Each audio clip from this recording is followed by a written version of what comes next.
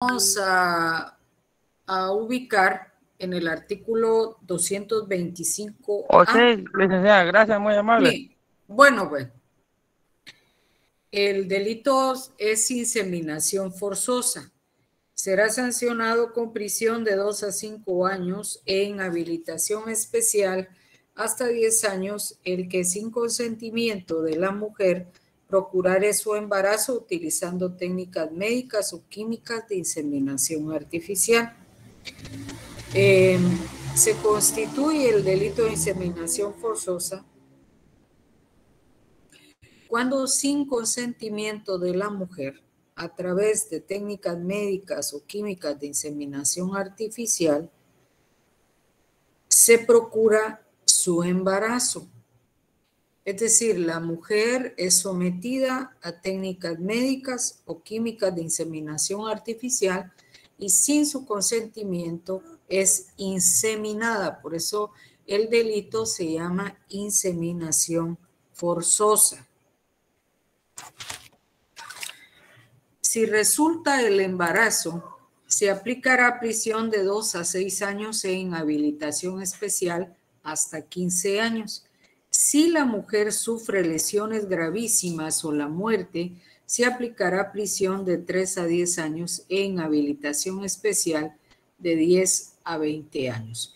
Cuando hablamos de que hay una sanción de inhabilitación especial, es porque quien realiza la inseminación, pues puede ser un médico o puede ser una persona que tenga conocimientos médicos. En este caso podría ser pues una enfermera, alguien que tenga conocimiento aún no siendo médico. Entonces, se le va a inhabilitar en el primer caso si resulta el embarazo de la mujer de 2 a 6 años e inhabilitación especial hasta 15 años. Si la mujer sale lesionada o tiene lesiones gravísimas o se le produce la muerte, se aplicará prisión de 3 a 10 años e inhabilitación especial de 10 a 20 años. ¿Alguna duda? Como menciona ahí, lesiones gravísimas, licenciada, ahí se está tomando en cuenta parece que la pena de las lesiones gravísimas, ¿verdad? O esto es bueno, sí, lo que pasa que se habla de que si se sufre lesiones gravísimas, es decir, de las que están contenidas en el delito de lesiones gravísimas, o se produce la muerte, se aplicará prisión de 3 a 10 años. Aquí ya le están señalando la pena si se dan lesiones gravísimas. Por ejemplo, puede ser que la mujer tenga incapacidad para engendrar o concebir. Esa sería una característica de las lesiones gravísimas. O que perdiera, digamos, por el hecho de la inseminación, perdiera los ovarios o perdiera un miembro principal, la inutilidad permanente para el trabajo, ¿no? Tomando en cuenta todas las características que están reguladas en el delito de lesiones gravísimas. Y si en caso, pues, resulta la muerte, pues ya hay una sanción estipulada ahí. No podríamos apartarnos de tipificar en este caso, por ejemplo, si es una cuestión médica, aunque se dé lesiones gravísimas, por ejemplo, lesiones culposas, ¿va? Porque, digamos, el médico o la enfermera quien realizó la inseminación, pues no está, su intención no era matar a la mujer, pero aquí no, aquí de una vez le están hablando de lesiones gravísimas o muerte, y en este caso aplican una sanción. de 3 años, de 3 a 10 años, e inhabilitación especial de 10 a 20 años. ¿Alguien más? Licenciada, ¿por qué habla de inhabilitación especial? O sea, en este caso sería inhabilitación de la profesión de la persona, ¿no? Pero como dice Sí, especial, lo que pasa que si nos vamos a lo que está regulado en el artículo, ahorita le digo.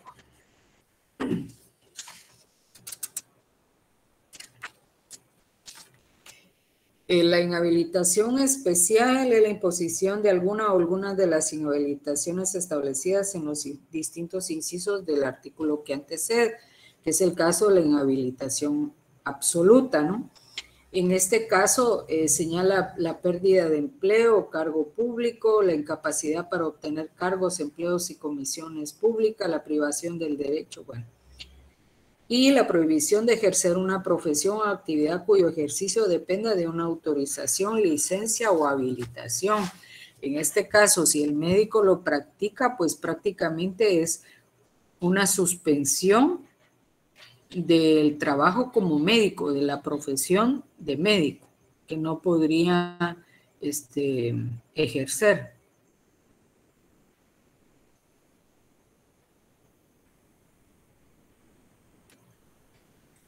¿Alguna otra pregunta?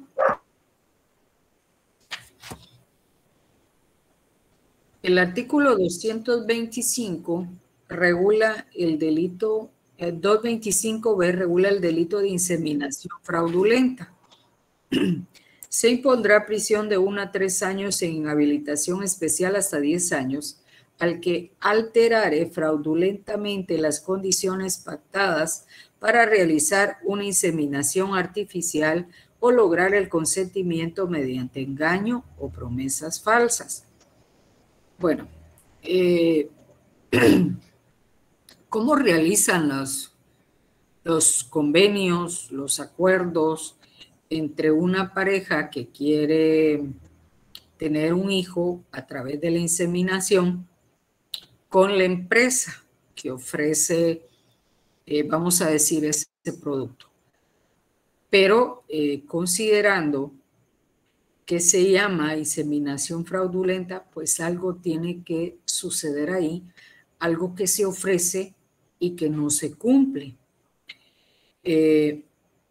Por eso señala aquí quien altere fraudulentamente las condiciones pactadas para realizar una inseminación artificial o logre el consentimiento mediante engaño o promesas falsas.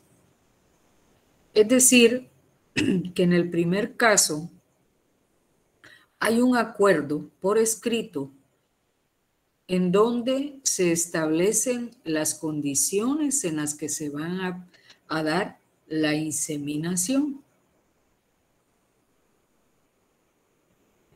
Si en caso no se cumplen con esas condiciones pactadas, entonces estábamos hablando de una inseminación fraudulenta.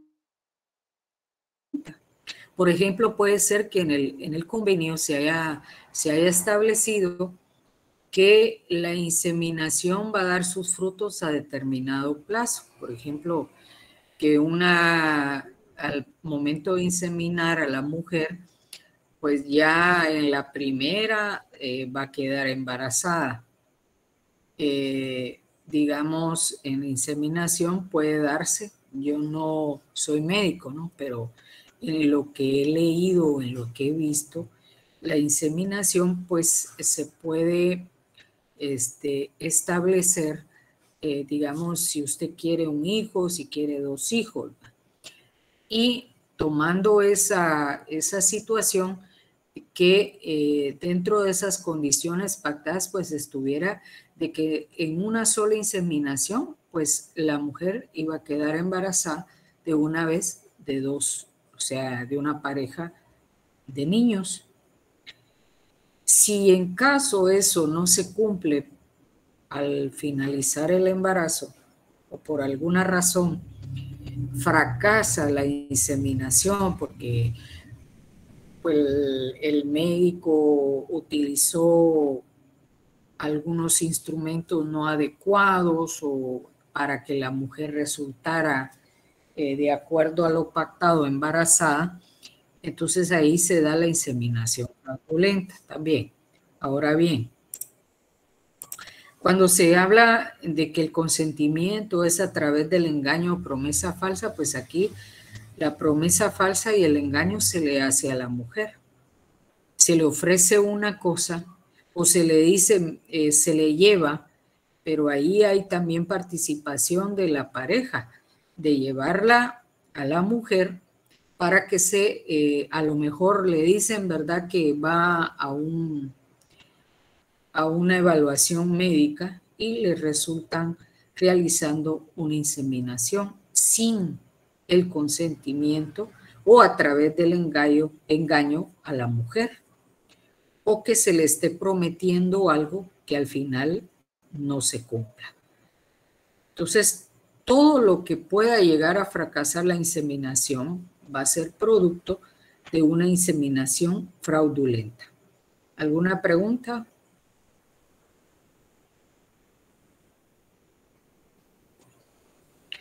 Bueno, tenemos el artículo 225C que habla del delito de experimentación.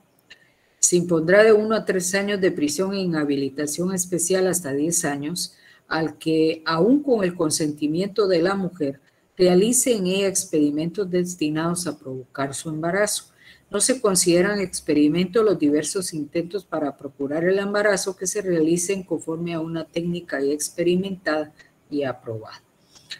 Es decir, que para que una técnica de inseminación no sea señalada como experimento, tiene que ser aprobada por las instituciones encargadas para ellos o facultadas por la ley para ello. Si en caso esas técnicas para procurar el embarazo a través de la inseminación no están reguladas o no están autorizadas para realizarlas, entonces a eso se le va a llamar experimentación. Es como cuando se tiene una enfermedad y que los medicamentos y cualquier técnica que se pueda aplicar a la enfermedad, pues ya no da. Hay muchos medicamentos que no están autorizados, pero que están en prueba, ¿va? Entonces, la gente con tal de sanar se somete a esos experimentos, porque hasta el momento, pues, el medicamento no ha sido aprobado. Lo mismo es en el caso de las técnicas para procurar el embarazo en una mujer. Y por eso se le llama el delito de experimentación. ¿Alguna pregunta? Aquí solo es para el caso de las embarazadas, ¿verdad, licenciada? Sí. Estaba viendo yo que no menciona, porque a veces también hay experimentos en cuanto a medicina, ¿verdad? Para la salud de algunas personas que están enfermas. No, aquí es exclusivamente para el embarazo. Ah, sí, pues, ok. Uh-huh. Gracias. ¿Alguien más? Bueno, entonces dejamos el título 4 y pasamos al título 5, en cuyo bien jurídico tutelado es el orden jurídico familiar y el estado civil. Y el primer artículo que contiene este título es el artículo 226, que regula el delito de matrimonio ilegal. Señala: quien contrajere segundo o ulterior matrimonio sin hallarse legítimamente disuelto el anterior, será sancionado con prisión de 1 a 3 años. Igual sanción se impondrá a quien, siendo soltero, contraiga matrimonio a sabiendas con persona casada. Es decir, que aquí se dan dos situaciones, dos acciones que constituyen el delito de matrimonio ilegal. El primero es la persona que contraiga matrimonio sin haber disuelto el primero, es decir, un hombre o una mujer que se casan estando casados. Eso es un matrimonio ilegal. Y en el segundo es el soltero que contraiga matrimonio con una persona casada, siempre y cuando que tenga conocimiento que la persona con la que se va a casar está casada. Es decir, una persona no puede casarse 2 veces sin antes haber disuelto el primer matrimonio, estar divorciado. Entonces, esas son de las 2 acciones que constituyen el delito del matrimonio ilegal. ¿Alguna pregunta? Sí, Linda, una pregunta. Diga. ¿Sí me escucha? Sí, sí. Comprendo que en este nuevo bien tutelado que estamos viendo, y cuando se habla de estos matrimonios ilegales, es casarse con una persona, valga la redundancia, que está casado, pero no se ha divorciado. Ahora la pregunta directa es, ¿se puede casar una persona que no se ha divorciado? No sé, realmente desconozco ese procedimiento. Es que fíjese, Lick Silvia, que como en este mundo todo se hace, ¿no? Hay profesión, bueno, va a depender de la persona que en determinado momento pues quiera realizar una de las acciones señaladas aquí. Claro está que por lógica el notario o la autoridad que va a celebrar el matrimonio tiene que tener la documentación para ver si se están cumpliendo con los requisitos estipulados para poder contraer matrimonio. Pero como le decía, en este mundo cualquier cosa sucede. Puede ser que se presten la autoridad que va a realizar el matrimonio a celebrarlos a sabiendas de que, pues de que él sabe que la persona, que una de las personas que va a contraer matrimonio, pues está casada. Por eso es que lo estipula el Código Penal, ¿va? Por lógica, como le digo, uno entiende que por qué va a haber delito de matrimonio ilegal cuando, por ejemplo, el notario cuando va a casar pide toda la documentación, ¿no? Entonces tiene que verificar si esos requisitos se están cumpliendo con la documentación para proceder a realizar el matrimonio. Si él mira, bueno, y usted está casado, es que yo ya me divorcié, pero lo que pasa, no, primero quiero ver el documento, ¿ya? Entonces, pero hay notarios que pues no ponen mucha atención a eso y pues entonces celebran el matrimonio. Por eso considero que está estipulado como delito, ¿no? Como un extremo de que sí puede suceder. Buenas noches. Sí, buenas noches. ¿Dónde, licenciada Silvia? Y disculpe, sí que estoy conectado de este teléfono porque tengo problemas con el mío. Bueno. Pero voy a dar el tiempo a la Silvia porque ella iba a preguntar y luego voy a hacer un comentario, licenciada. Vale, está bien. Sí, Linda. Como usted bien dijo que ya son los notarios que tienen que prestar atención en estos casos, ¿verdad? Porque, por ejemplo, mi caso específico, yo soy casada, pero en mi DPI aparezco soltera, entonces eso me indica que yo puedo volverme a casar y el notario no se va a dar cuenta porque mi DPI está como soltera. Entonces ahí hay algo que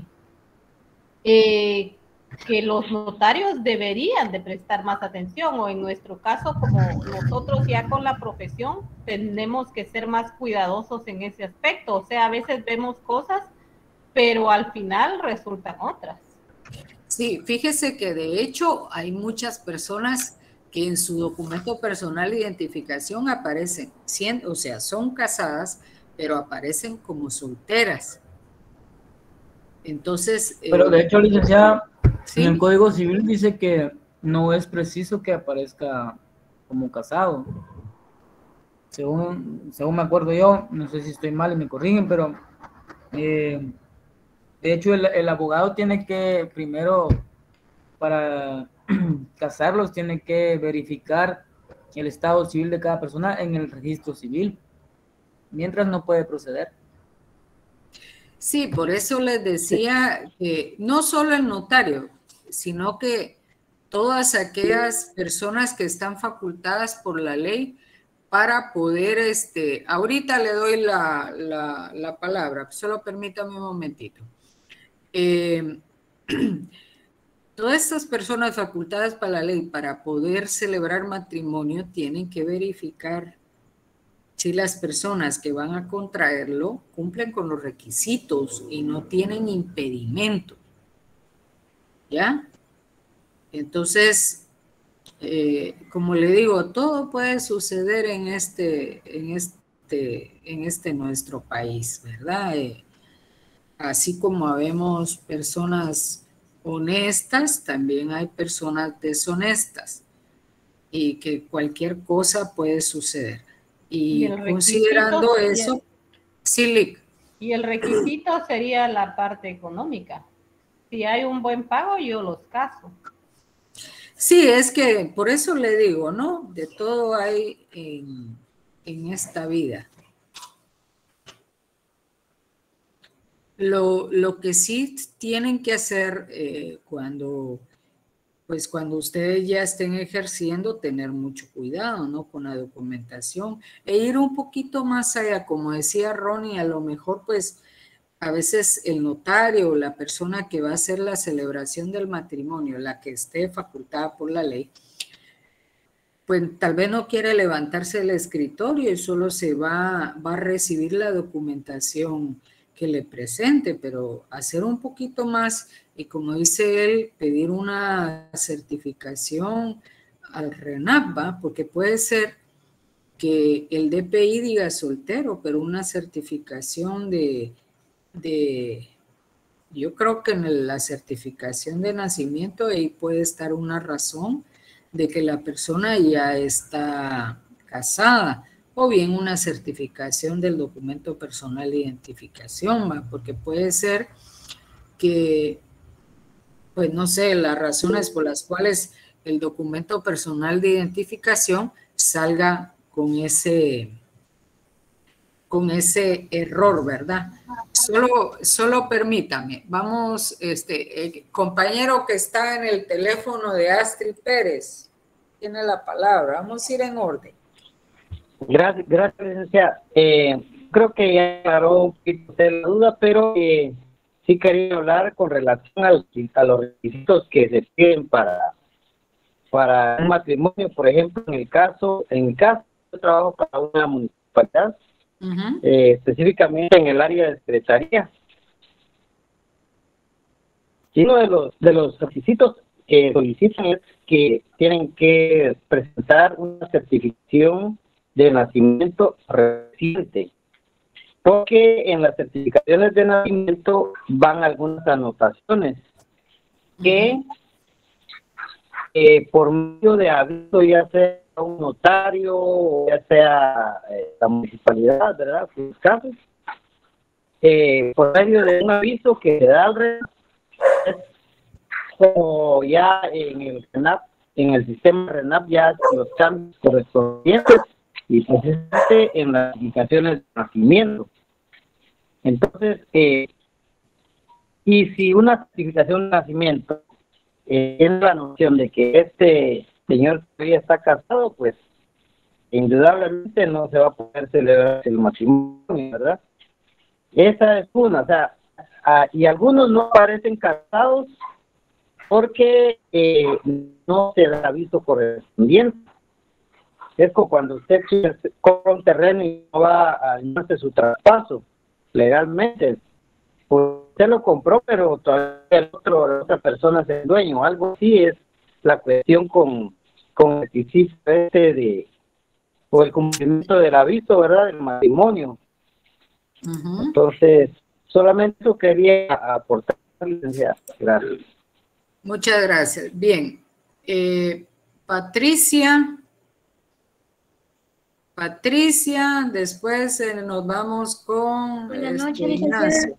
Buenas noches. Sí, está interesante lo que dice Render, porque antes de los requisitos para un matrimonio, tengo entendido que es la certificación de nacimiento, fotos de DPI de ambos lados, y cuando la persona no aparece casada en el DPI, es bueno irse a consultas en QuickNet, ya que es para uno más fácil, ¿verdad? Y si la persona quiere aparecer casada, es bueno actualizar o sacar un nuevo DPI, decir que el DPI se extravió, para que en el DPI que le van a dar ya aparece la persona casada, porque parece que hace como 3 meses pasó eso con un muchacho, que él se casó en la oficina, entonces él decía a la muchacha que por qué no aparecía su esposo con el DPI casado. Entonces lo que se hizo fue que decir que se extravió el DPI de él, para que cuando le viniera el nuevo DPI ya pareciera casado.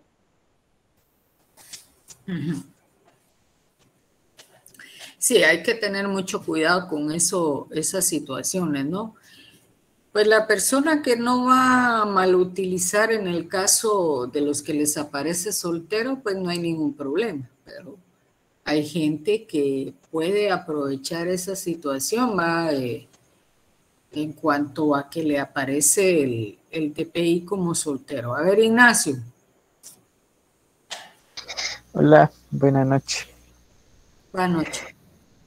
Yo quería saber quién de los dos es el sujeto activo del artículo 226 correspondiente al delito de matrimonio ilegal. Entiendo que el sujeto activo es aquel individuo que comete un delito. Entonces, si tenemos un caso de una persona de 20 años de edad que está casada, pero después decide casarse con un joven, no sé, de 19 años, por ejemplo. Dado a ese ejemplo, ¿quién de los dos estaría incurriendo en este delito como sujeto activo? El casado, que se vuelve a casar. Muy bien, pero también, según entiendo, en el párrafo que igual sanción se impondrá a quien siendo soltero se case con... Si en caso, en la pareja que usted me señala, el segundo sabe que la persona con quien va a contraer matrimonio está casada, ahí incurre él en el sujeto, también es sujeto activo. Ahora, si esa persona no lo sabe, es el sujeto pasivo del delito. Espérenme, es que alguien más, Estuardo García, y después vamos con Ronnie. Sí, licenciado, buenas noches. Tengo una duda, ¿ahí solo incluye el matrimonio o también incluye la unión de hecho? Pues aquí solamente le señala contraer segundo o ulterior matrimonio sin estar disuelto el anterior. La unión de hecho media vez no se declara, pues es una unión de hecho solo de palabra, ¿va? Ya una unión de hecho legalizada es cuando ya se hace la inscripción, pero aquí no lo señala. Tiene las mismas obligaciones, los mismos derechos y obligaciones, pero aquí en este caso por eso señala matrimonio ilegal. Licenciada. Sí. Para que el delito sea penado, debe haber una denuncia o demanda o es en este caso la ley que actúa sin haber una denuncia. Es que mire, todo, la autoridad va a actuar siempre cuando se le haga del conocimiento. En este caso, por ejemplo, que pasó por la autoridad que celebró el matrimonio con esa, siendo un matrimonio ilegal, cuando se va a hacer la oportunidad es, en este caso, de uno de los contrayentes, el sujeto pasivo del delito. Cuando se inscribe, si es que se inscribe en el RENAP, la autoridad que va a hacer la inscripción tendría la obligación que denunciar, ¿ya? Porque los funcionarios o empleados públicos o cualquier persona que tiene conocimiento de un hecho delictivo tiene que denunciarlo. Entonces, en este caso, al realizar la inscripción, entonces ahí al verificar los datos de la persona que ya se casó 2 veces, ahí tendría él que denunciar para poderle iniciar una sanción y prácticamente el segundo matrimonio quedaría inválido, no válido, ¿no? Anulado.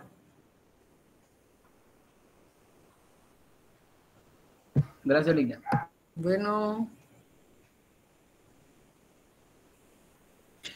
Bueno, entonces continuamos con el artículo 227, que es el delito de ocultación de impedimento. Quienes contraigan matrimonio sabiendo que existe impedimento que causa su nulidad absoluta serán sancionados con prisión de 2 a 5 años. Igual sanción se aplicará a quien contraiga matrimonio sabiendo que existe impedimento que causa su nulidad absoluta y oculta esta circunstancia al otro contrayente. Entonces aquí también tenemos 2 situaciones, 2 acciones que constituyen el delito de ocultación de impedimento. ¿A qué se refiere el primer párrafo? Una pareja que saben que no pueden casarse porque tienen impedimento que causa su nulidad absoluta. Y ahí tendríamos que ir, si alguien tiene su código civil, de buscarme, está por ahí por el 80 y algo, en donde señala cuáles son esos impedimentos que causan nulidad absoluta. Una de ellas es casarse, creo, dentro del parentesco consanguíneo dentro del 4º grado, por ahí.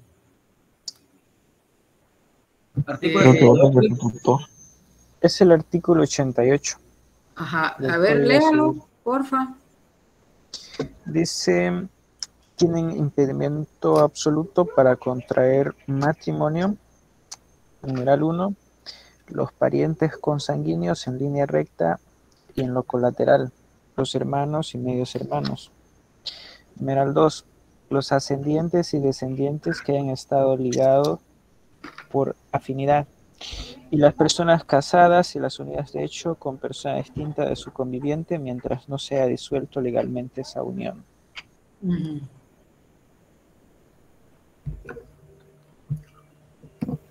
Entonces, o sea, ¿se aplica para las unidas de hecho, Lic? Sí, ahí aplica lo que preguntaba. Pero como impedimento para contraer matrimonio. Esos son impedimentos.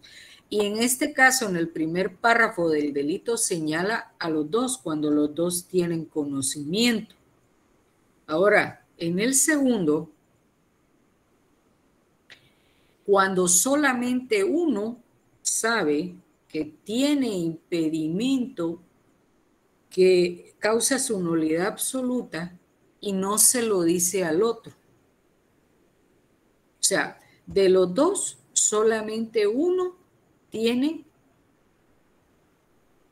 sabe que tiene un impedimento que causa nulidad absoluta y se lo oculta al otro. Esas son las 2 acciones que constituyen el delito de ocultación de impedimento. Ligda, Sí. Ahí me nace una duda. Yo escuché que decía Ronnie algo ahí de que todo aparece en el registro civil, pero por ejemplo, y vuelvo a repetir, mi caso específico no aparece en el registro civil. O sea, yo me puedo volver a casar con todas las de la ley porque ahí no hay ninguna base de datos donde yo aparezca casada. Pero en este caso y en este artículo que se está leyendo en este momento, entonces sería yo la que oculto, pero nadie lo iba a saber, porque no se lo iba a decir a mi pareja. Entonces no iba a haber ningún delito, porque en el registro civil no hay ningún dato. Entonces no iba a poder haber una denuncia, considero yo en este caso, o no sé, porque nadie sabe nada. Disculpe la indiscreción, pero ¿usted se casó civil y religioso o solo civil? Civil y religioso. Ajá. Yo me imagino que en su caso el notario, si fue el notario, no dio los avisos. Lo mismo me pasó a mí, Ligda. Ajá, el notario no dio los avisos y como a los 10 años de casados fue registrado el matrimonio. Pero fue por el que el abogado no hizo el aviso necesario al registro civil. Sí, y eso sucede muy a menudo. Eso sucede muy a menudo, que no hay se avisó, y entonces por eso es que no aparece ningún registro en el RENAP. A ver, primero vamos con ¿quién? Angélica. Noemí.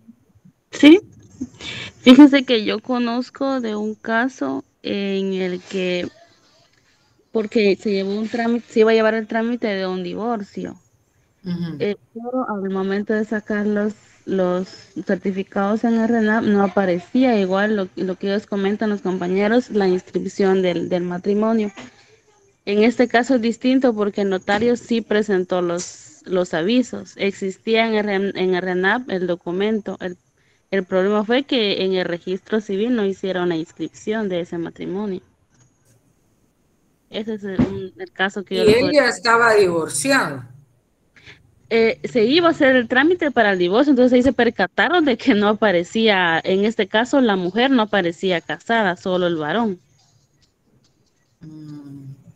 Ajá. El problema, vamos a ver a Patricia. Licenciada, así como la licenciada Silvia se casó y el licenciado solo los casó supuestamente, pero nunca presentó la papelería en RENAP, así como él, ya se le venció el tiempo de presentar la inscripción de matrimonio, ¿verdad? Entonces, así como él tiene una multa ahí por no haber presentado esa papelería, o es un delito. Y quiere decir que Silvia se casó, hizo fiesta y todo, pero en RENAP aparece que no está casada. Tengo entendido que ya no me está quiero casada divorciar.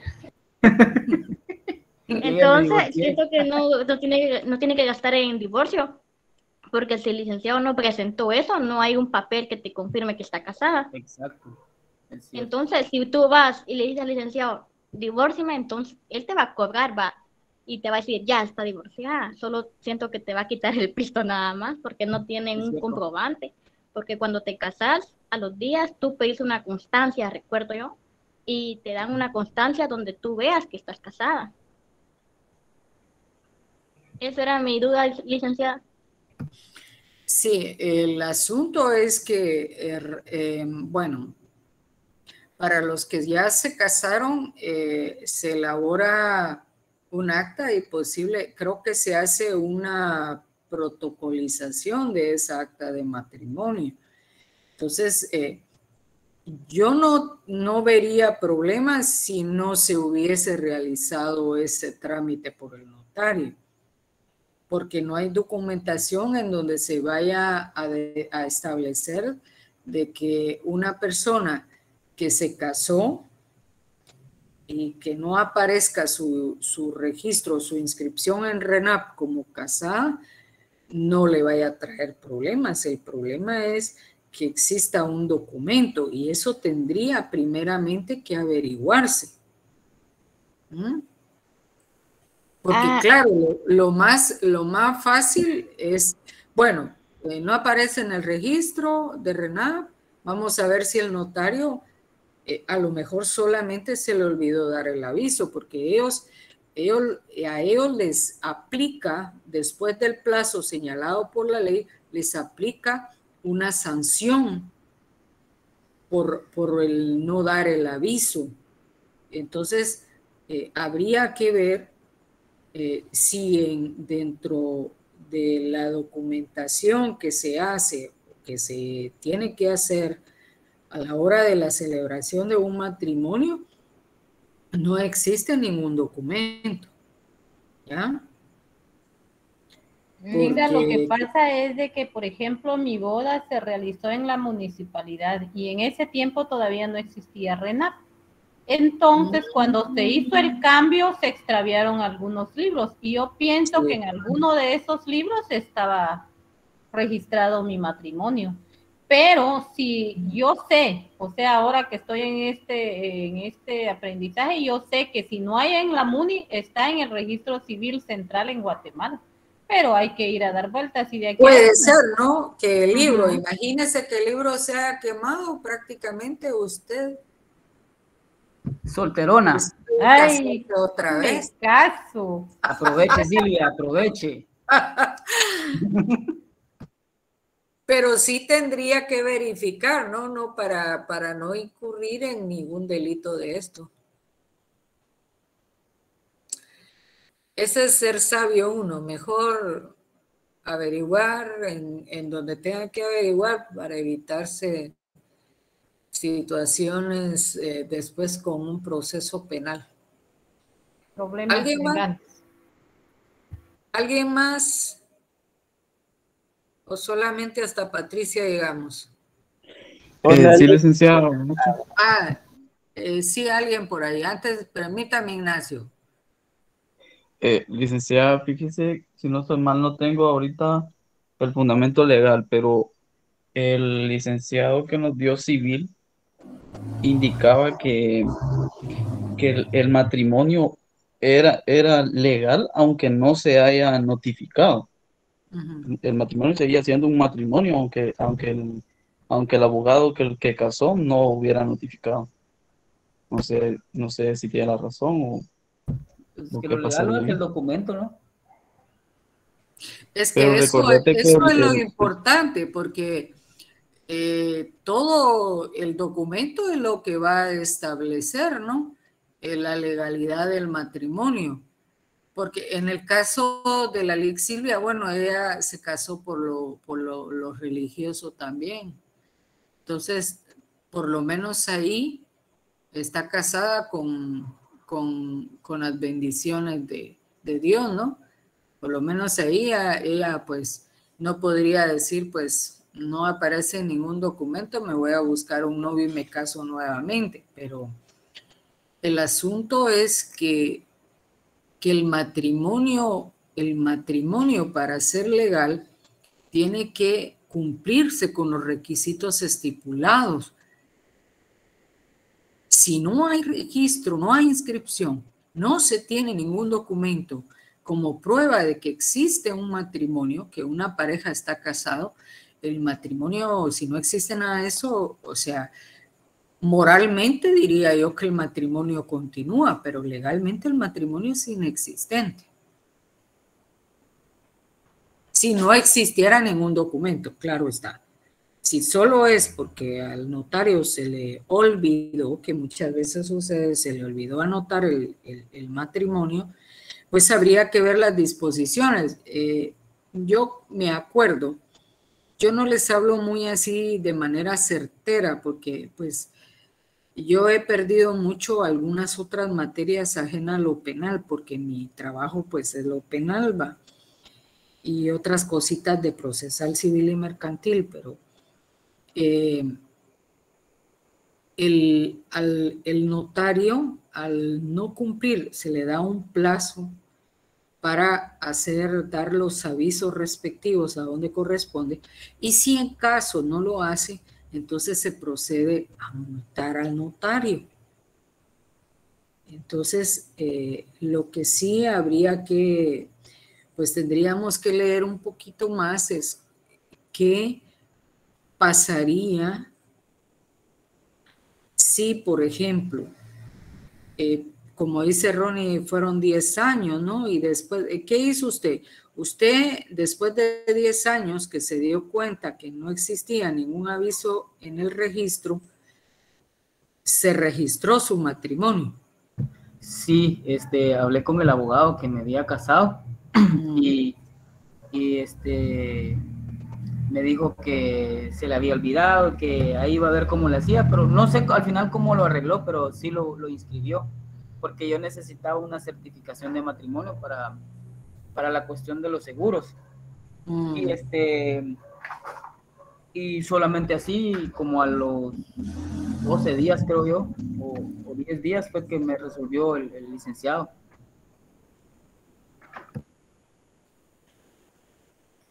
¿Usted levantó la mano otra vez, Patricia?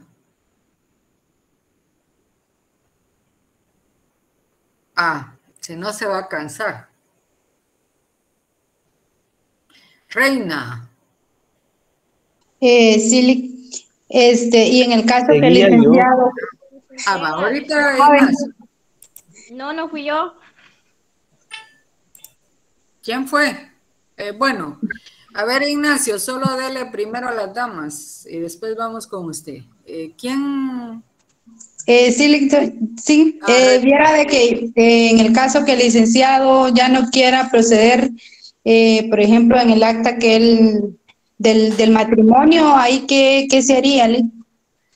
Sí o sí tiene que ser él, ¿verdad? No, es que él es el que incurrió en o sea, no en un error, sino en no cumplir con una obligación que la ley le da, ¿ya? A él, después del matrimonio, le señala ciertas disposiciones que él tiene que hacer.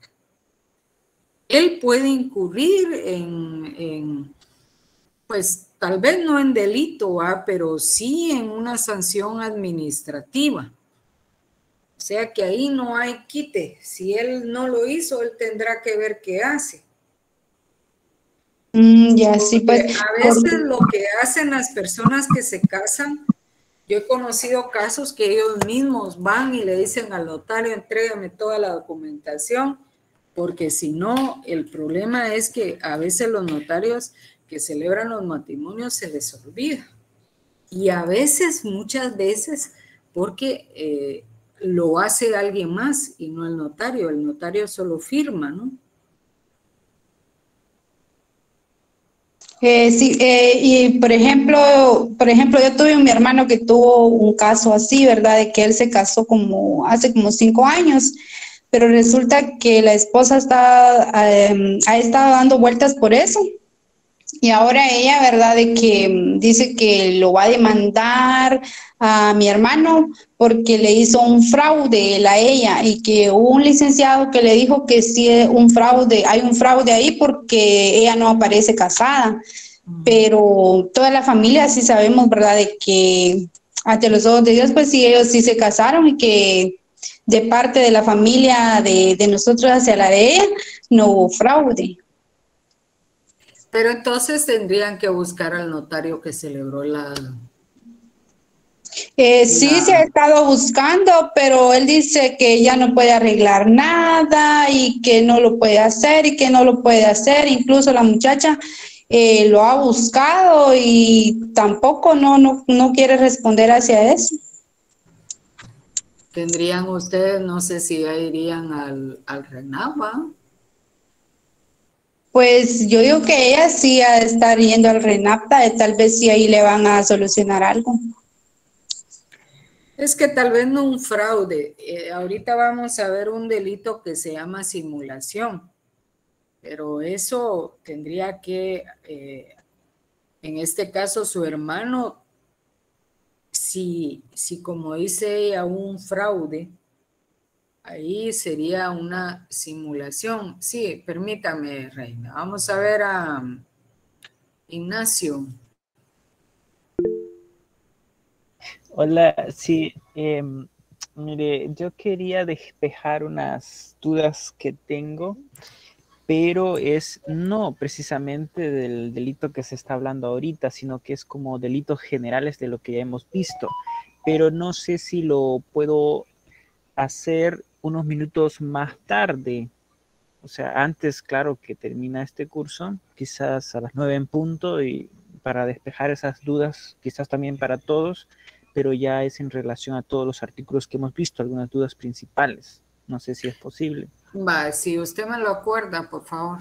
Muy bien, entonces que estamos a las 8:28, entonces a las 9 en Como a las punto. -5, por favor.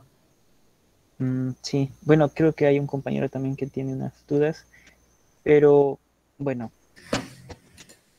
hasta entonces. Bueno, a ver, ¿alguien más? Bueno, entonces veamos el artículo 228 que habla del delito de simulación. Quien engañando a una persona simule matrimonio con ella será sancionado con prisión de 1 a 4 años.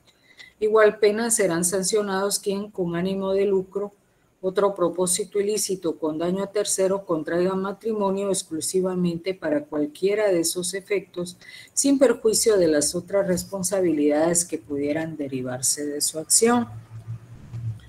Entonces, de acuerdo a lo que expuso Reina, cuando hablamos de simulación es aparentar haber celebrado un matrimonio cumpliendo, vamos a decir así, con todos los requisitos legales, poniendo a una persona como notario, invitados, testigos, etcétera.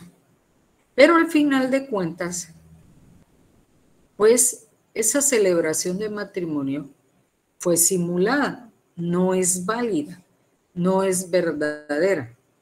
El notario, aparece un notario ahí que hizo todo, cumplió con todos los requisitos, la ceremonia y todo, pero al final de cuentas ni era notario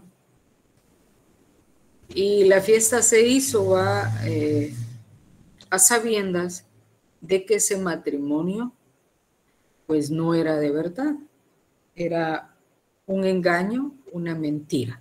Esa es la simulación.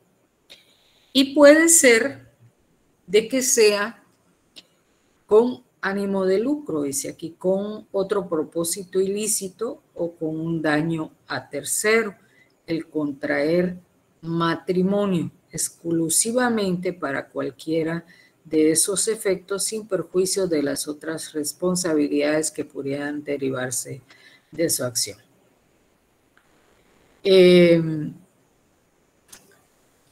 ¿Han oído ustedes de los matrimonios que muchas veces se celebran, bueno, entre comillas,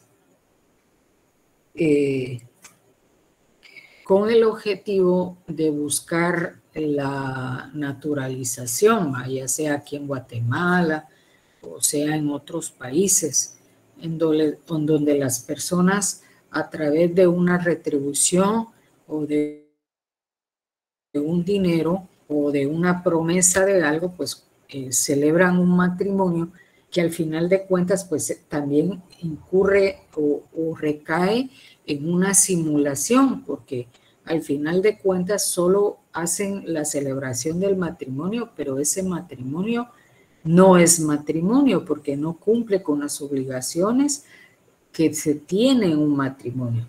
Solamente para lograr un objetivo, para lograr la nacionalidad, la naturalización, a cambio de una retribución económica. Entonces, cuando hablamos de matrimonio, pues el Código Civil nos establece qué es el matrimonio, las obligaciones, los derechos que puedan venir de un matrimonio, lo tenemos ahí.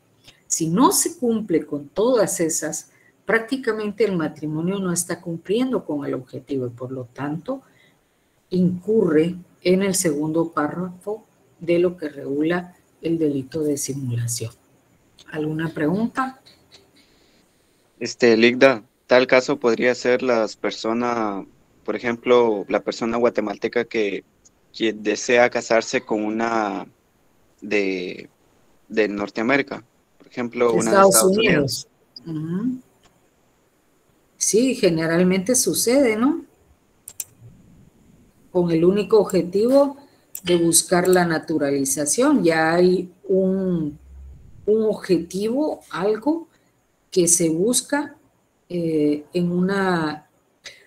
Pues aquí no es que sea mentira el matrimonio, porque el matrimonio se celebra, pero prácticamente al no cumplirse con todas esas obligaciones que da el matrimonio o lo que está señalado que es el matrimonio en el Código Civil, pues prácticamente es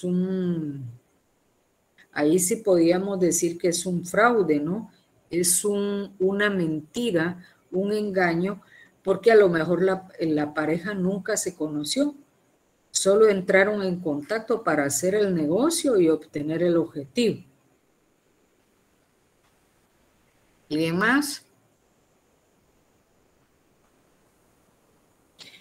Bueno, el 229 está derogado. El artículo 230 regula el delito de celebración ilegal. Todos sabemos, porque ya ustedes pues ya vieron civil,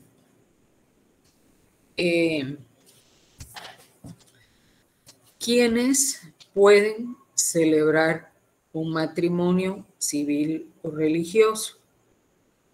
Si alguien más, aparte de las personas que están facultadas por la ley para celebrar matrimonio, realiza la celebración de un matrimonio, esa celebración es ilegal y el sujeto activo es la persona que celebra el matrimonio sin estar facultado por la ley para hacerlo. Sabemos que pueden ser los ministros de culto, pero esos ministros de culto reconocidos por sus iglesias. El alcalde, el notario, el concejal que esté en lugar del alcalde en el momento de la celebración del matrimonio. Cualquier otra persona que celebre un matrimonio es una celebración ilegal. Y pues tiene una sanción de multa de 200 a 2,000 quetzales, que se puede incrementar, ¿verdad? ¿Alguna pregunta?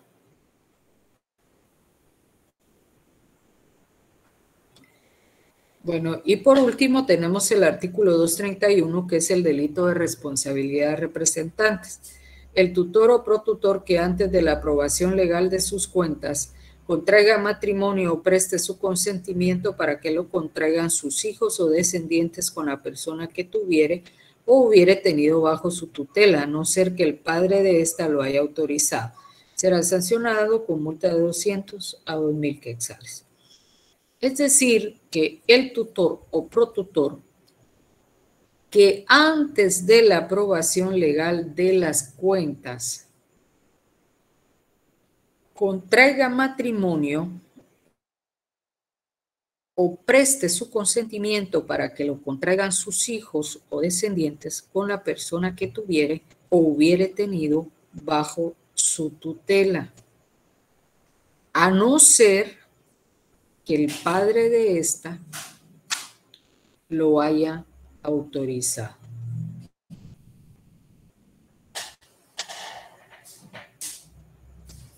Si en caso no se le da cumplimiento a ello, pues va a incurrir en el delito de responsabilidad de representantes. Tiene una multa de 200 a 2,000 quetzales. ¿Alguna pregunta?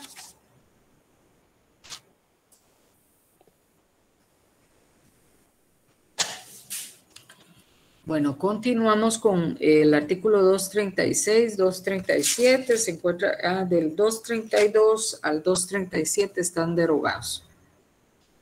El artículo 238 señala el delito de suposición de parto. Quien finja un embarazo o parto para obtener para sí o tercera persona derechos que no le correspondan, será sancionado con prisión de 3 a 5 años y multa de 10.000 a 100.000 quetzales. El médico, personal de enfermería o comadrona que coopere con la ejecución de este delito. Sí. Disculpe la molestia.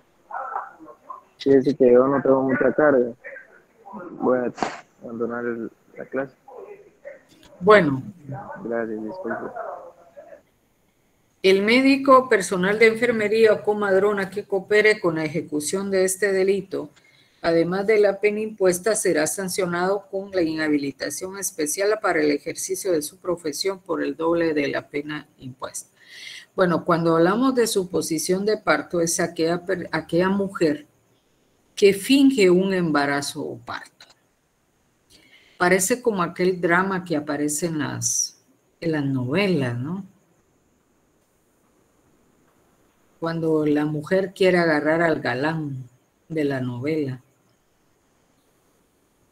y finge estar embarazada y se va al interior de donde está, se va a otro lugar y cuando regresa, pues ya regresa con el muchachito o la muchachita, ¿va? Y le dice al galán de la telenovela que es su hijo. Pues así sucede en la vida real. Muchas veces por querer retener a alguien, muchas veces por querer obtener un beneficio de eso, un derecho de eso. Entonces finge el embarazo o finge el parto posteriormente. Y el médico, personal de enfermería o comadrona que coopere con esa acción o esa ejecución, además de la pena que se le va a imponer por la pena impuesta, también se le va a aplicar una pena accesoria, que es la inhabilitación especial para el ejercicio de la profesión por el doble de la pena impuesta. ¿Alguna pregunta?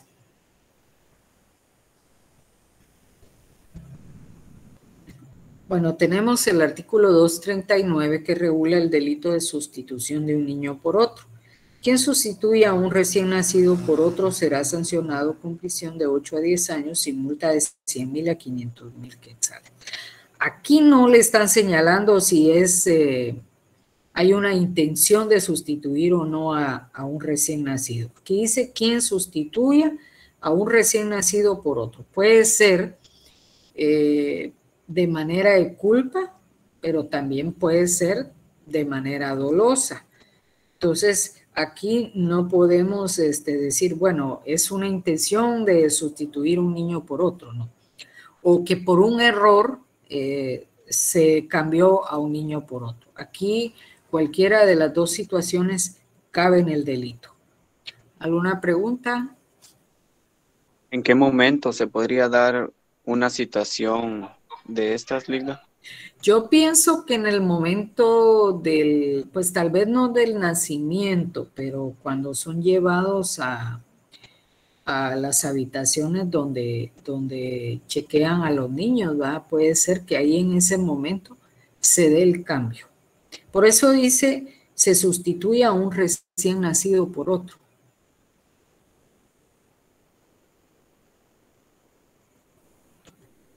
Bueno, y tenemos en el artículo 240 el delito de supresión y alteración del estado civil.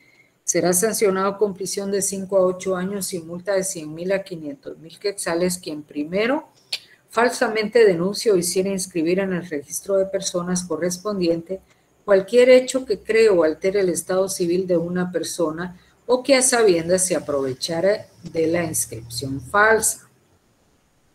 Ocultar o exponer un hijo con el propósito de hacerlo perder sus derechos o su estado civil. Inscribir o hiciera inscribir un nacimiento inexistente o proporcione datos falsos de los progenitores. El funcionario público que a sabiendas autorice o inscribe un hecho falso en el registro de personas correspondientes será sancionado con prisión de 10 a de 6 a 10 años e inhabilitación para empleo o cargo público por el doble de la pena impuesta. Bueno, el inscribir en el registro de personas cualquier hecho que cree o altere el estado civil de una persona o que a sabiendas se aproveche de la inscripción falsa. Cualquier dato que tenga que ir en un documento que tenga que inscribirse a través de RENAP y que se falsee cierta información o que se cambie, por ejemplo, en el caso, pero no es en el caso de que digamos que se cambien los apellidos, que se le cambie la fecha de nacimiento, que se le cambie, digamos, de soltero a casado, de casado a soltero. Todo eso es supresión y alteración del estado civil. Ocultar o exponer un hijo con el propósito de hacerlo perder ciertos derechos o su estado civil. Por ejemplo, una mujer que va a inscribir a su hijo y le dice que ella lo va a inscribir con su apellido, que no lo va a inscribir con el apellido del papá del niño.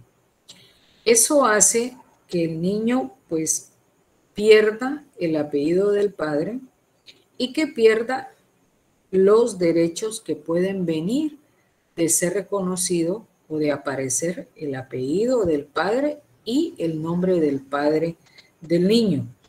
Inscribir o hacer inscribir un nacimiento inexistente o proporcionar datos falsos de los progenitores. En este caso, pues inscribir un nacimiento de nadie, ¿va? De un niño inexistente, de alguien que no ha nacido. O en el caso de que si lo hace, que sí existe el niño, ponerle el nombre de otros padres.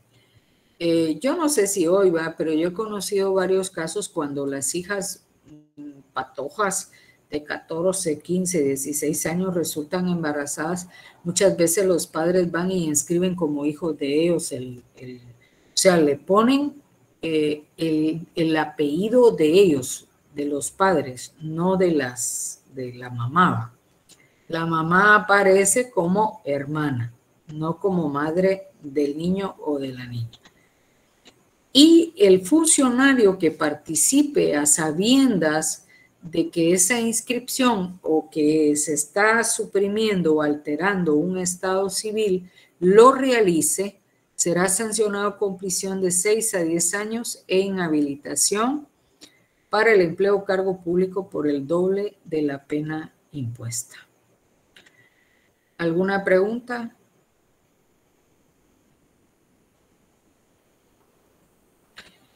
Tenemos en el 241 la usurpación del estado civil. Quien usurpar el estado civil de otro será sancionado con prisión de 2 a 5 años. Es decir, utilizar los datos de identificación de una persona, el estado civil de una persona, para beneficio nuestro. ¿Alguna pregunta?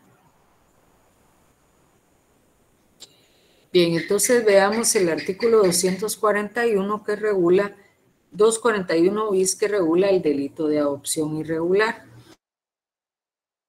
Quien para obtener la adopción de una persona para sí mismo brinda o prometa a una persona, a tercera persona, un beneficio económico o de cualquier otra naturaleza, independientemente que logre el propósito, será sancionado con prisión de 3 a 5 años y multa de 20,000 a 100,000 quetzales. Las penas se impondrán sin perjuicio de las penas que puedan corresponder por la comisión de otros delitos. Toda adopción, vamos a llamarle, pues aquí se le llama adopción irregular al delito. Cuando una persona que está embarazada y tiene un hijo y llega buscando a una pareja y le dice, mire, yo le entrego mi bebé porque yo no puedo cuidarlo, no estoy bien económicamente, no tengo un lugar a donde llevarlo. Se lo doy para que ustedes lo inscriban. Esa es una adopción irregular. La ley de adopciones señala los requisitos para poder realizar una adopción. Si no se cumplen con esos requisitos y se hace así a la ligera, entonces estamos hablando de una adopción irregular. Ajeno que también a eso, o no ajeno, más bien, otra de las formas que se hace la adopción irregular es dando una cantidad de dinero, como que está comprando a un niño. Muchas de las desapariciones que se dan, permítame un momentito.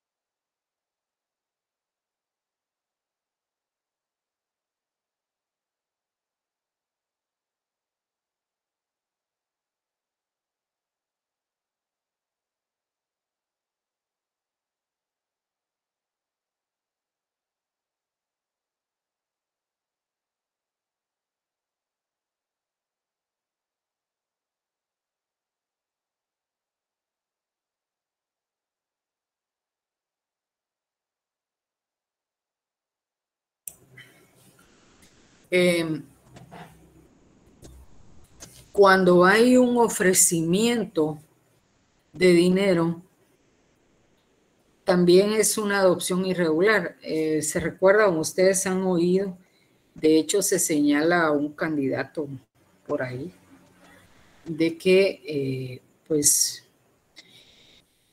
él participó en muchas de estas adopciones irregulares. Antes eso se hacía, ¿no? Venía gente del exterior, del extranjero, y venía y se llevaba a 1 o 2 niños y ahí quedaba todo. Muchas de las desapariciones, les decía, de niños, pues se piensa que es para esa adopción irregular, ¿no? Que va a encuadrar también en una trata de personas. Pero aquí el delito es mucho más específico. Cuando se adopta a una persona y va con ella un beneficio económico, entonces, y media vez no se cumpla con los requisitos estipulados en la ley de la materia, pues ahí estamos hablando de una adopción irregular. ¿Alguna pregunta?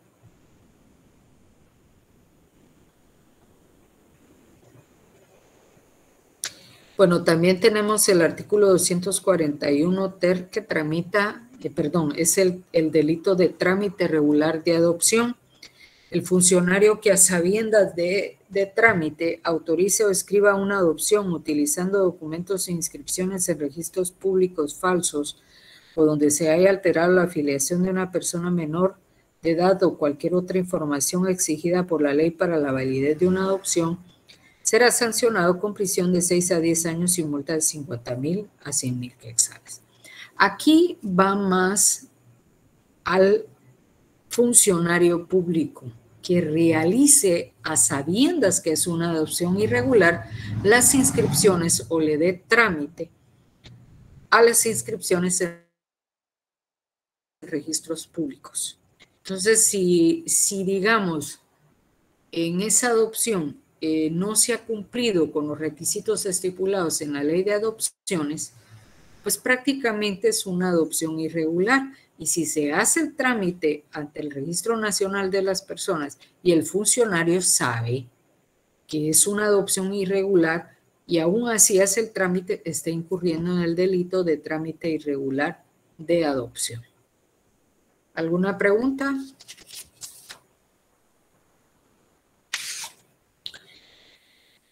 Bien, pasamos al artículo 242 que regula el delito de negación de asistencia económica. No le voy a leer, le voy a explicar en resumen de qué trata el delito. Cuando una persona tiene hijos y por alguna razón se separan, pues hacen un convenio en un juzgado de pasar alimentos, la pensión alimenticia.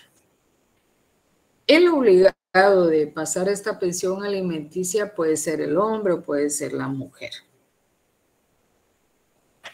Entonces, queda fijado una determinada cantidad mensual que se debe pasar por pensión alimenticia por los hijos y posiblemente por la mujer o por el hombre, dependiendo de quién sea el obligado. Pasa un mes, 2, 3, 4, 5 meses, 2, 3 años, y la persona obligada de pasar la pensión alimenticia nunca la pasa. Entonces, la persona, quien debe recibir la pensión pues, en representación de sus hijos o de ella, inicia un juicio ejecutivo en la vía de apremio para requerirle al obligado el pago de las pensiones alimenticias atrasadas. Pero el obligado no paga. Se le da un plazo estipulado, no paga. Entonces el juzgado, que conoce el juicio ejecutivo en la vía de apremio, certifica lo conducente y remite el proceso al Ministerio Público. Y es ahí cuando se convierte en delito de negación de asistencia económica. Cuando el Ministerio Público requiere al juzgado ya en lo penal una orden de aprehensión en contra del obligado por el delito de negación de asistencia económica. Este delito tiene una sanción de prisión de 6 meses a 2 años, salvo dice que señala que probare no tener posibilidades económicas para el cumplimiento de su obligación. El autor no quedará eximido de responsabilidad penal por el hecho de que otra persona lo hubiere prestado. En sí, ese es el delito de negación el delito de negación de asistencia económica. ¿Alguna pregunta?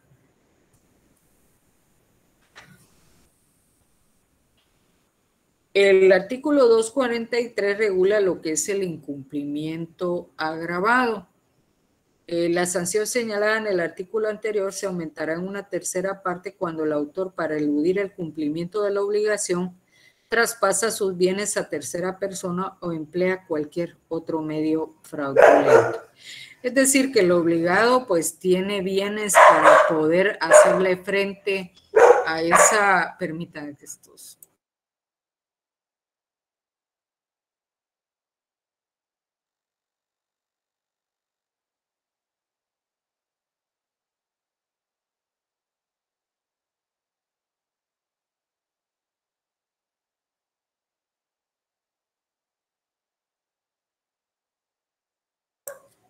Bueno, entonces, en este caso se le va a llamar incumplimiento agravado cuando la persona obligada tiene bienes y lo que hace porque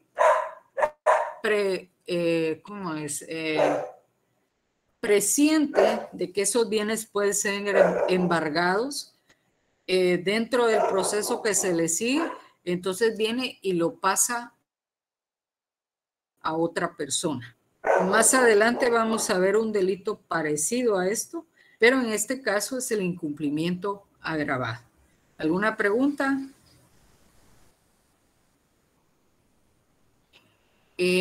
Ahorita vamos a ver las dudas, Ignacio. Solo voy a terminar estos 2 artículos. El artículo 244 regula el incumplimiento de deberes de asistencia. Quien estando legalmente obligado incumpla o descuide los derechos de cuidado y educación con respecto a descendientes o a personas que tengan bajo su custodia o guarda, de manera que estos se encuentren en situación de abandono material y moral, será sancionado con prisión de 2 meses a 1 año.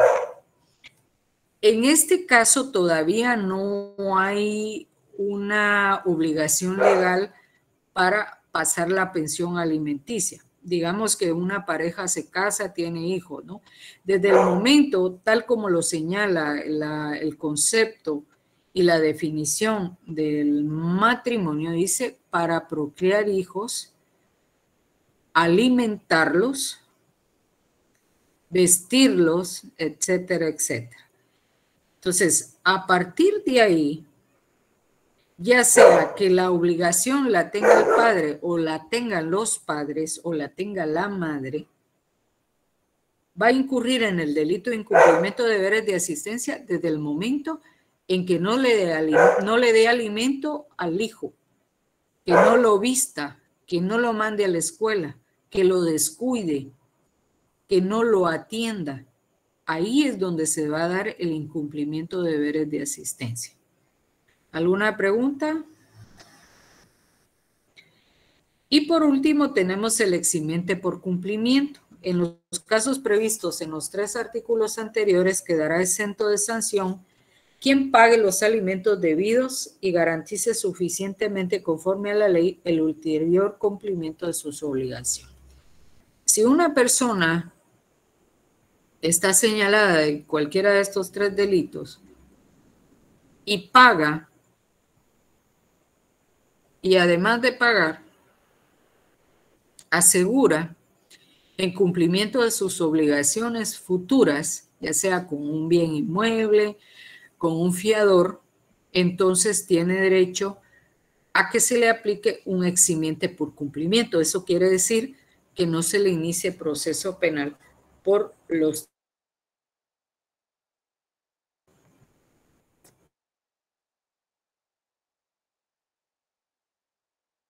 ¿Alguna duda? Bueno, entonces, Ignacio, ¿cuáles son sus dudas? Licenciada, disculpe. Así es, Eduardo. Tengo una duda referente al artículo 243. Cuando esta persona coloca los bienes a nombre de otro, pero esto lo hace con anterioridad a la demanda. Por ejemplo, está constituido su matrimonio y él prevé que en algún futuro sus bienes pueden ser embargados y él adquiere los bienes a nombre de otra persona. ¿Se puede aplicar ese artículo? No, aquí tiene que ser ya iniciado un proceso. Ok, gracias. Hoy sí. Hoy sí. Sí. La pregunta es muy simple y es así. La forma de cómo vamos a tipificar los delitos en este segundo parcial es de la misma manera que la primera, de la misma manera, pero en ese sentido de que, bueno, digamos de que la primera forma sería que se presente un caso del artículo 173 correspondiente al párrafo 2, ¿no? De 13 años, por ejemplo, y que lo hagan 2 personas. En este caso, para tipificarlo, sería ese delito, el 173, más la agravación de la pena. ¿Cómo lo tipificaría usted? Así, pero... No, pero dígame el nombre. Mi pregunta viene de la siguiente manera. Muy bien. Delito de violación con agravación de la pena. Cuando sí se presenta de que una joven de 13 años haya tenido intimidad con otra persona, y eso se tipificaría así. Digamos, solo violación con agravación de la pena. Pero ¿y si alguien quiere tipificarlo de esta otra manera? Delito de violación, artículo 173, párrafo segundo, luego agravación de la pena, el numeral 2, por ejemplo, ¿se podría de esa manera también? ¿O solo pero ese es nada el más fundamento, Ignacio.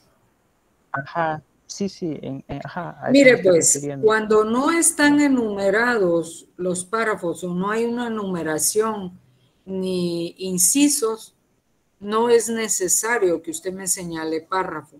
Con decirme artículo 173 y 174 del Código Penal, bueno, en el 174 sí me tendría que especificar el numeral del Código Penal. Ahora bien, en su ejemplo Muy sí bien. tenga cuidado que se cumplan con los numerales que están regulados en la grabación de la pena para poder señalarla. Sí, claro. Muy bien, eso era mi pregunta, porque en eso se tipificaba, aunque aparecieran los elementos, ¿no? Para colocar la grabación de la pena, y a veces uno solo coloca grabación de la pena sin siquiera señalar la literal, que puede ser un elemento fundamental cuando se plantea un caso. Bueno, eso tenía la duda nada más. Sí, no sé si alguien tendrá una duda. Ah, bueno, Solo una Ramón. duda es, Yo, licenciada, tengo otra pregunta. sí, Robin. Bueno, con respecto a los delitos que están del delito de violación, si se da el caso, así como dice Ignacio, pero en este caso, si una persona menor de edad fuera violada por dos personas, pero en el ejemplo indicaría la edad, se podría colocar o tipificar el delito de violación con relación de la pena y también adjuntarle las circunstancias especiales de grabación. No sé si se podría dar el caso. Que en el caso se estipulara una edad. Sí, no sé, una edad de 12 años, ¿va? Que fue violada por dos personas. Y aquí ya incluiría con la relación de la pena. Pero si se indicaría la edad, tendríamos que poner las circunstancias especiales.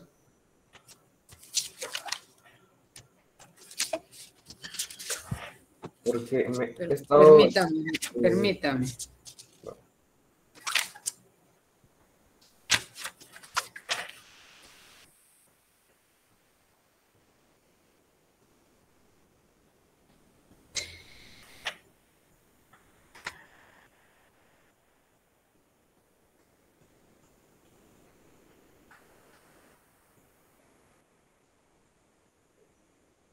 Bueno, mire, en este caso solo lo que pasa que no podría ser, por ejemplo, violación con agravación de la pena y, bueno, podía ponerse y circunstancias especiales de agravación si yo especificara la edad o que yo, por ejemplo, le señalara en una de las preguntas si... que señale la sanción aplicable en el caso de que si fuera la víctima menor de 18 y mayor de 14, pero es decir, ser muy, pues muy preciso, ¿no? Yo generalmente en estos casos pues no le pongo edad, y cuando voy buscando la edad es para que ustedes puedan señalarme el delito en cuanto al párrafo que dice que también va a ser delito de violación en los casos de que la víctima sea menor de 14 años, pero no buscando que ustedes me señalen, claro, la agravación de la pena sí, pero no las circunstancias, porque ahí las circunstancias especiales de agravación, porque ahí es más para aplicación de quién va a poner la pena, quién va a aplicar la pena, ¿no?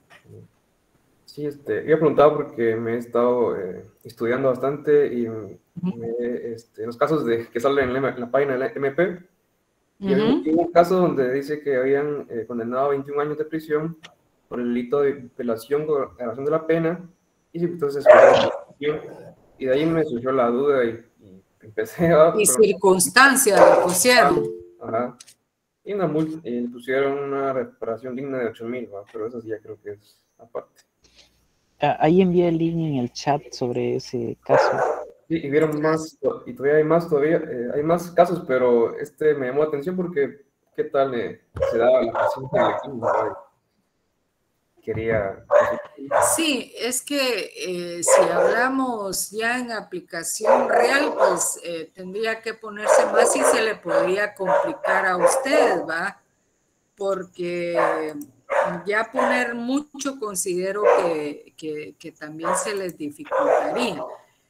Pero generalmente no pongo las edades, salvo que quisiera que ustedes me señalaran la sanción que se va a aplicar, ¿verdad? Y si se llegara a dar ese punto, ya se participaría, ¿no? O sea, los tres, si usted pidiera la pena, ¿no? No sé si se pondría las tres juntas. Sí, pero se lo plantearían no como que usted me lo tipificara como está ahí en el caso ese. Solo para fundamentar nada más. Sí, exactamente. O más bien solo señalándome la sanción, no poniéndomelo como delito. ¿Ya? Igual incurriría en los otros que están estipulados en el KINKIS, va 568 al 95 ter, solo si usted ya especificara la pena, ¿va? Bueno.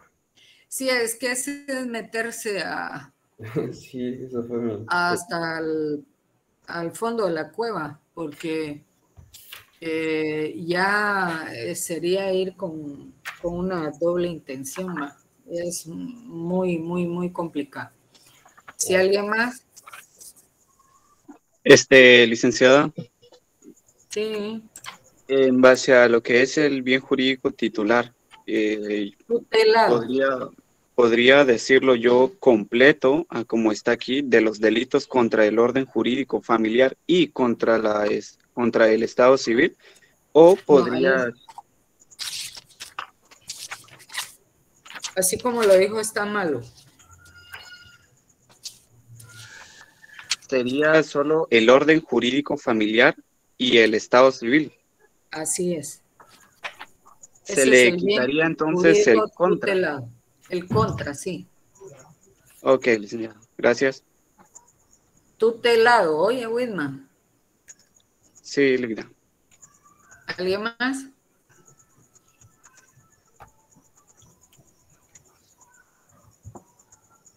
¿Vas a preguntar algo, Mariano?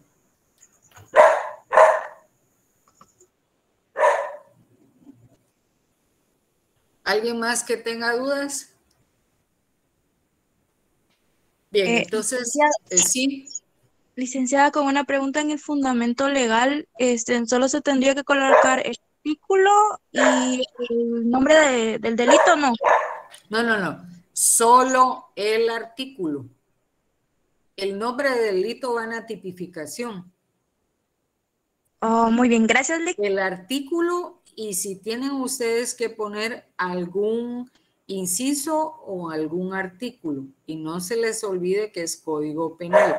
No me transcriban los delitos, no me los transcriban los artículos, porque eso, ¿para qué? Es pérdida de tiempo. Solo contesten lo que les están preguntando, les estoy preguntando. Solo para quedar claros hasta dónde les entra el examen.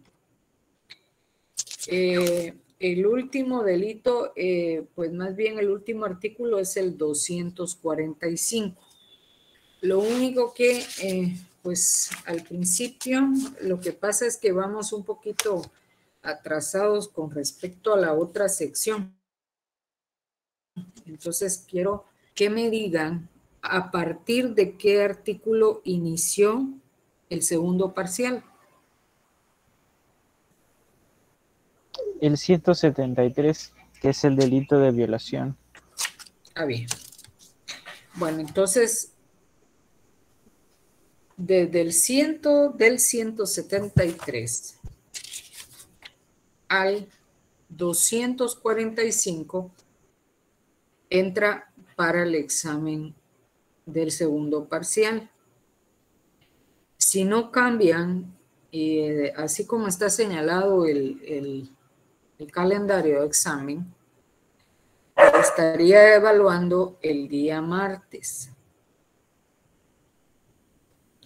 como solo ese examen tiene, porque no van a recibir clases, los voy a evaluar a partir de las 7 de la noche, 7:30 de la noche, con hora 15, ¿ya? Para que no tengan problemas, traten de resolverlo de una vez y unos 2 minutos antes o 3 minutos antes manden el examen. Porque si no, el problema es que después no llega el examen, y tomen como medida preventiva el tomarle foto o bajar el documento. Lo puede bajar uno para guardarlo en la computadora, y en determinado momento que yo avise que no apareció el examen, ustedes ahí ya tienen el examen completo con las respuestas.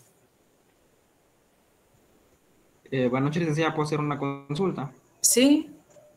Con eso de que, como normalmente, ¿no? Viene la tipificación, el fundamento y el bien jurídico, ¿no? Por ejemplo, si viene un caso en el cual el delito constituye en el artículo 173 violación, y también en el artículo 174 agravación de la pena, por ejemplo, en el inciso 1, digamos que en la tipificación solamente coloco violación, y agravación de la pena también cuenta como delito. En la tipificación con agravación. Sería violación con agravación de la pena. Sí. Y ya cuando los fundamentos solo escribo artículo 173 y artículo 174, numeral 1, por ejemplo. Así es, del Código Penal. Ah, bueno, muchas gracias, licenciada. O puedo escribir así al inicio CP, Código Penal, artículo 173. Sí, eso no importa, siempre y cuando vaya en orden. Ah, bueno, licenciada, muchas gracias. Licenciada, tengo otra pregunta.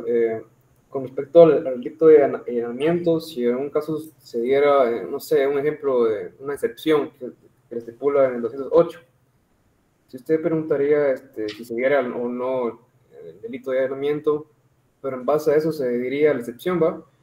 Pero si pide usted el fundamento legal, sería 206 y 208. Si se diera el caso, o solo se... No, en el caso de las... ¿Qué es? Eximente. No. Excepciones. 208. Solo el 208. Ah, bueno, está bien. Solo el 208 del Código Penal. ¿Alguien más? Bueno, entonces nos vemos el día martes, primero Dios, para su examen. Vamos a trabajar igual como trabajamos el día del primer parcial.